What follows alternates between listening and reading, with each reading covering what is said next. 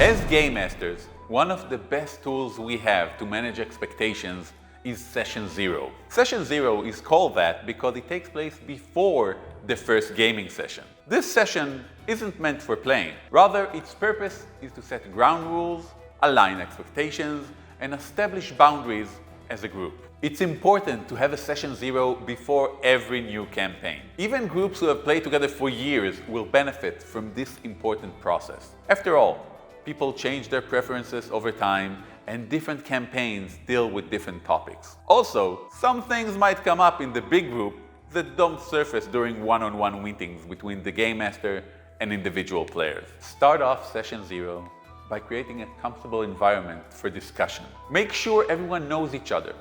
You might want to use a short icebreaker, like asking everyone what is their favorite role-playing game memory, to help go deeper than just names. Then, explain the purpose of this session, which is to set expectations and boundaries and emphasize that everyone's voice and opinions are welcome. The goal here is to help your players feel safe to respectfully express if they disagree with one another. Once everyone is settled in, the rest of the meeting should touch on the following topics: safety tools your game uses, logistics, game systems and house rules, the characters and the party, and the expectations of both the players and the Game Master. Safety tools are used before, during, and after games to identify topics that should be avoided so that all players feel comfortable and safe at your table. We recommend considering these 3 safety rules. Number 1, identify an MPAA rating for your campaign. MPAA is a rating system for films,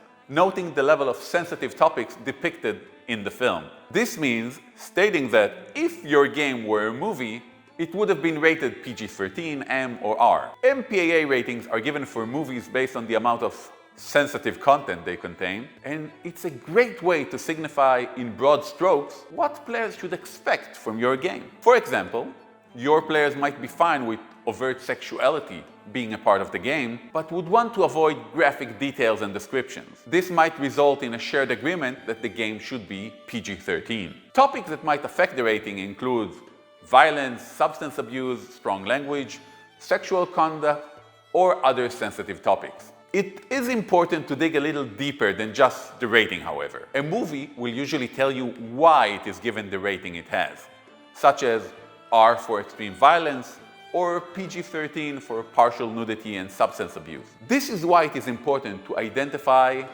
lines and veils, which is our second tool. A line is a topic that your players don't want to encounter at all in their game, while a veil is a sensitive subject that players don't want to explore in depth, but are open to it being a part of the game. For example, I am usually fine with descriptions of violence, but I can't handle descriptions of children being hurt.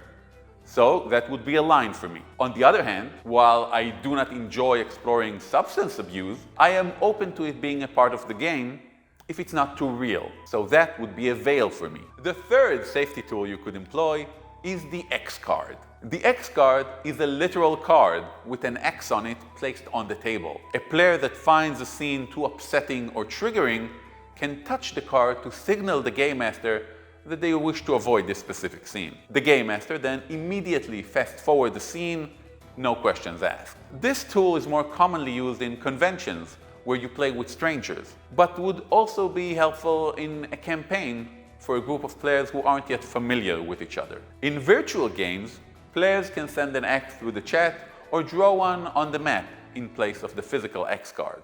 All these tools are meant to facilitate the creation of a safe and enjoyable gaming experience. They are not a requirement, but I suggest at the very least to have a frank and open discussion about what elements you do not want to have in your game. It is also important for the Game Master to define their own lines and veils. After all, you are one of the participants and should feel safe as well.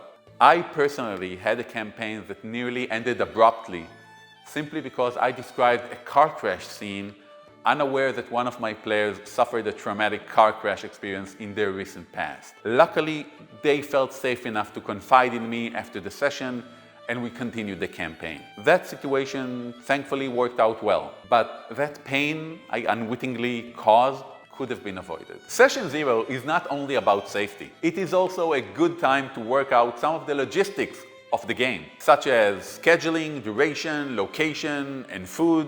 Here is a list of questions we recommend you go over with your players. How often will we play? Will we play on the same day every time, or be flexible and schedule each session separately? What time will we start and finish each session? Who will host the sessions? Will it be the same each time?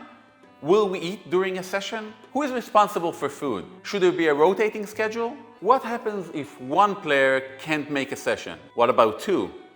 Do we cancel? Does their character fade to the background? Or does the game master take over for that session?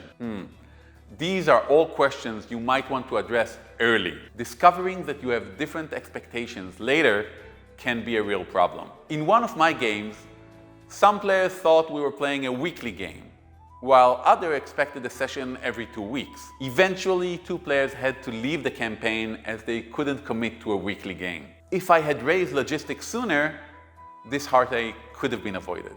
Session 0 should also include a review of the game system you will be using and answering any player questions about the rules. You should also clarify any relevant house rules, such as whether or not you will be using optional flanking rules in 5th edition, or whether homebrew content will be allowed.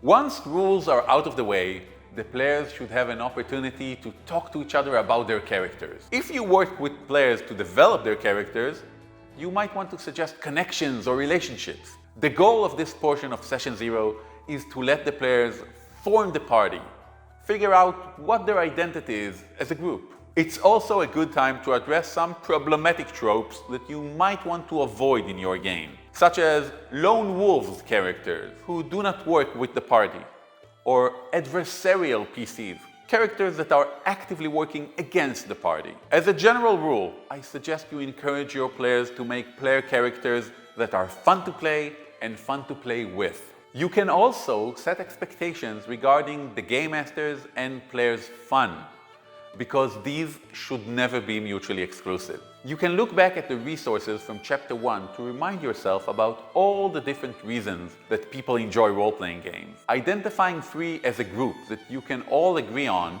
and allow space for anyone to suggest aspects of role-playing that you'd rather avoid. For example, if someone at your table loves to debate rules, but another person finds it breaks immersion and ruins their experience, you might want to set a boundary that rules debates can only happen during breaks or after the session. I suggest finishing Session 0 by reminding your players to share the spotlight and make room for their fellow players to shine, to work together as a team, to fail forward, meaning that if they fail by a roll of the dice, they should embrace low rolls to create a story out of it, to take initiative and be active, because after all, their characters are the main characters in this story, and to remember that character creation is an ongoing process. If you have the time, I suggest ending the session with a short scene so that your players can get a feel for their character's place in the party. This should be something that will engage your players' imagination and get them excited to meet again and start the actual game. Now, take a few moments to stop and reflect on your own limits with regards to role-playing games. Use the Chapter 2 communication worksheet to jot down a few lines and veils of your own, and think about what kinds of topics or forms of enjoyment could sour the gaming experience for you. Managing expectations doesn't end after Session 0. Like character creation, it is an ongoing process. In the next lesson, we discuss ways to gather feedback during a campaign and use it to adjust on the fly and improve the experience for everyone involved.